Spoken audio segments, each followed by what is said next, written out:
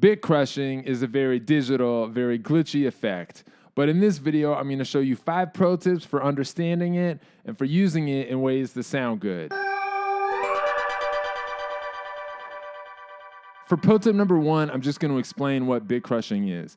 Bit crushing is an inherently digital effect. There could be no such thing as an analog bit crusher because bit crushing is the sound of converting something analog to digital and making mistakes. Specifically, bit crushing means we're eliminating the amount of bits we have available to encode how loud a signal is. Basically, what that means, if you listen to a single note, any digital conversion process needs to use bits to keep track of how loud or quiet that note is supposed to be. And if you reduce the number of bits that are available, it'll start to get messed up when it has to be very quiet. So at the end of the note, that's where you sort of need the most precision to record all those tiny little quiet numbers. And if you bit crush something, it'll start to get messed up right as it gets quiet, like this.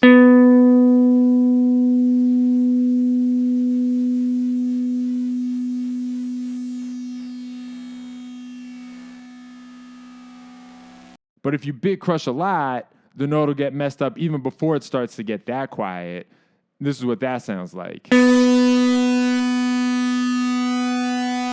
So that's like full-on bit crushing. Like as soon as the note gets born, there's a shortage of bits, and it sounds like that. Okay, but most effects or plugins or pedals that do bit crushing are also doing something else that's very similar but distinct, which is called sample rate reduction. This is what sample rate reduction is. Anytime you convert something analog to digital, the way you do it is that you take a bunch of measurements of the analog version of the wave and then recreate a digital version just using ones and zeros where all your little measurements were. Now, if you take a lot of measurements, which are also called samples, because it's like you're sampling what the wave shape is doing at any given moment. If you take a lot of samples, you can recreate it in a way that basically sounds the same. But if you don't take that many samples, your wave shape will start to get a little straight liney where the analog version used to be curvy. It's sort of like the sonic equivalent of the difference between a picture like this and a picture like this. So sample rate reduction is like the audio version of pixelization. And you can hear it. There's like a very specific type of distortion that results when a wave shape gets too straight liney. It sounds like this.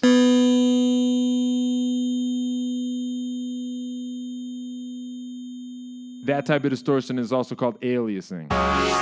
Now, it's not uncommon for people, including me, to use the term bit crushing when they really mean sample rate reduction. That's something I've been doing on my YouTube channel this whole time. I'm going to try to stop doing that. This is the part of the video where I have to issue a formal apology for using the term bit crushing imprecisely to mean sample rate reduction. I'm going to try to do better. I don't love having to issue corrections like this, but in the words of Mike Tyson, discipline is doing something you hate as if you love it. Okay, so bit crushing and sample rate reduction are 2 different things. But for pro tip number 2, I'm only going to talk about bit crushing by itself.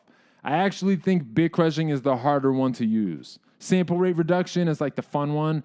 Bit crushing is like the awful one. But I have found one place where it often comes in handy, which is punching up a synthesizer bass sound. I think synth bass often just sounds good with some bit crushing on it. So for the example you're about to hear, I'm going to use the Strymon Mobius as my bit crusher. I'm not going to touch it. It can do sample rate reduction too, but we're not going to touch that.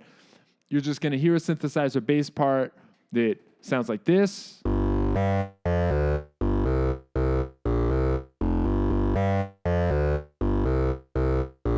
And now this is with the Mobius bit crushing it.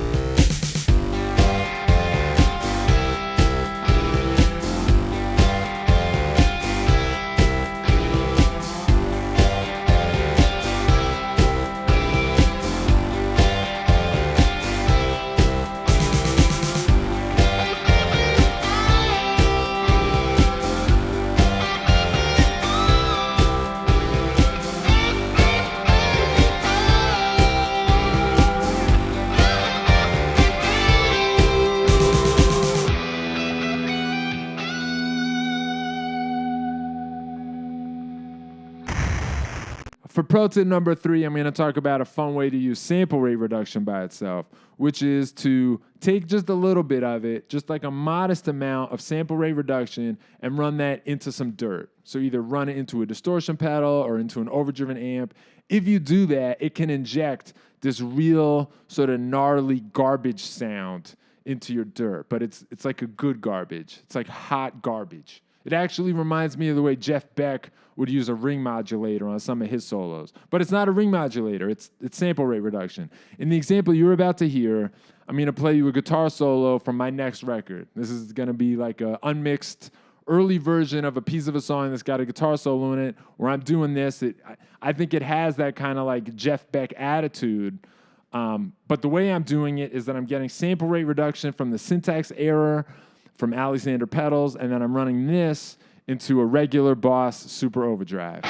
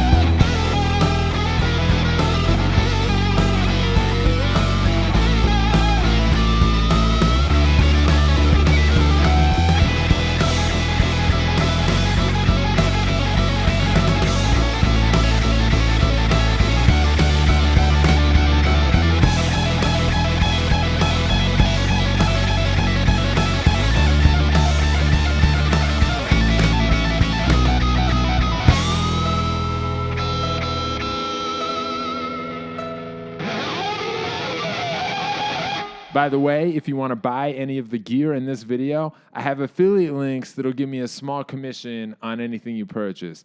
I'll put the affiliate links in the video description. Money. Pro tip number 4 is a cool thing you can do running bit crushing and sample rate reduction together at the same time.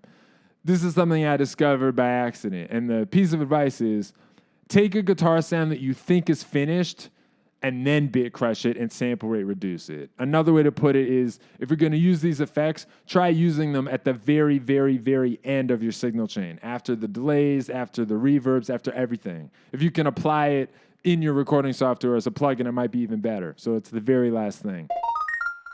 I noticed this because I was working on a different guitar solo on my next record, and I thought I wanted something more realistic. I had a certain kind of like classic electric guitar sound I wanted to try. So it had some like stereo plate reverb on it. It had slapback echo on it. It sounded like this.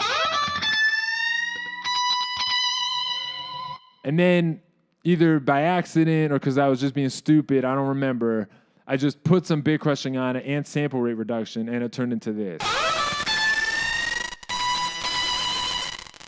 And I thought that sounded cooler. But there's two things happening here. The sample rate reduction is giving it that like lo-fi aliasing distortion quality, but the bit crusher is doing the cooler thing. Anytime my note gets a little bit quiet, the bit crusher tries to squash it and like gate it, but it keeps getting confused by the slapback echo. So like where my notes terminate and how they terminate is like very bizarre. So the piece of advice here is take a guitar sound you think is finished and then bit crush it and sample crush it. And what you're about to hear is a different guitar solo on a different song on my next record where that's what I did.